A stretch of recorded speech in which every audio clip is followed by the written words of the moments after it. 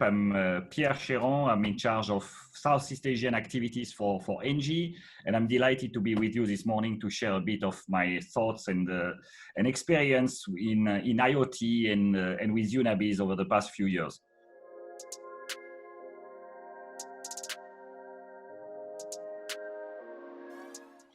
Yes, you're absolutely right. We've been at ENGIE, especially for the past 3 to 4 years, I would say, investing heavily into selected startups and setting up partnerships with them in order to feed our core business priorities. And smart cities, helping cities to become smarter, more efficient, and more resilient and sustainable is at the core of the strategy of ENGIE.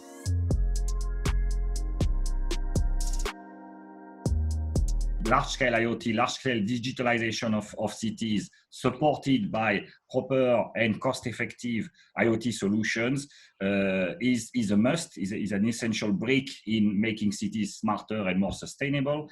And in that context of large-scale IoT developments, we believe that zero-G solutions have a great potential and are a great solution for that. And that's why we've been a partner of Sigfox and we've been a partner of UnaBiz, because this is an essential brick for us.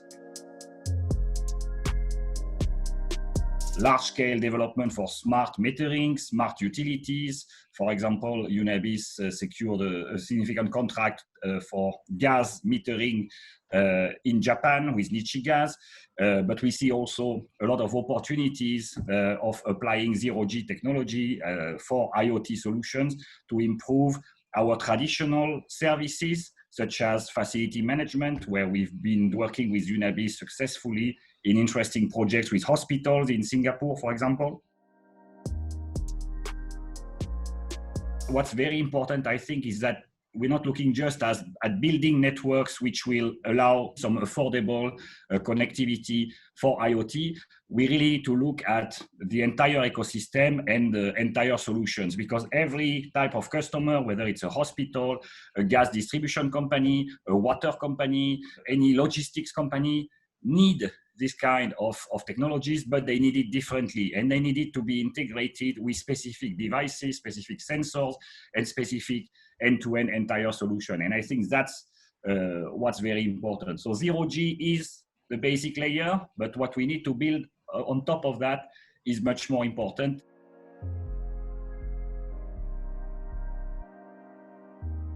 You're right, IoT has been a buzzword for digitalization for the past close to 10 years.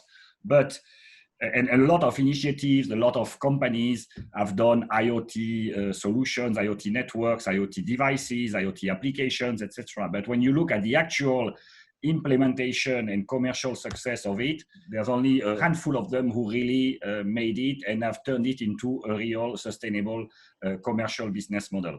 And especially in smart cities, the basic layer to collect data, but what you need on top of that is all the end-to-end solution that will not only collect, but also treat this data and aggregate them and present them and usable for the end user. And that's what I think differentiates UnaBiz from many other IoT companies. UnaBiz is not a pure connectivity player. UnaBiz really developed additional skills in end-to-end integration, software design, devices design, and much beyond that, also industrializing the manufacturing of devices. So UnaBiz really looked at the entire chain and took it in its own hands. To be honest, it was my first experience really being involved in the management of a startup. Honestly, I was really interested in the technology, in IoT, because again, I believe this is essential for the execution of ENGIE's strategy, especially in cities. When I joined the board, the company was still a bit struggling, but had a clear direction and also a vision carried by the founders, which I found immediately very motivated, very inspiring, and very pushy, and strongly believing that their strategy was right.